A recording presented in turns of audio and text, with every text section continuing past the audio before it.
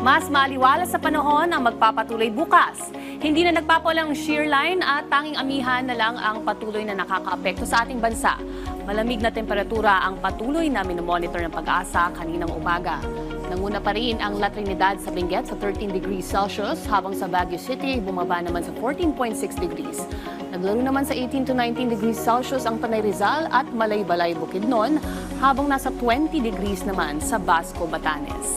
Sa Luzon, bukod sa malamig na panahon, patuloy na nakararanas ng mahinang pag-ulan at maulap na papawirin ang Cagayan Valley, Aurora at ang Quezon.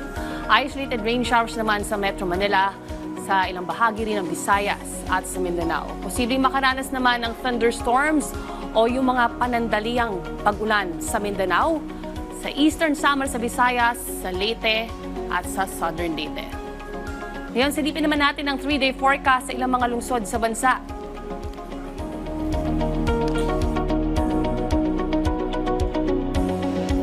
Keep safe at stay dry. Laging tandaan may tamang oras para sa bawat Pilipino. Panapanahon lang yan.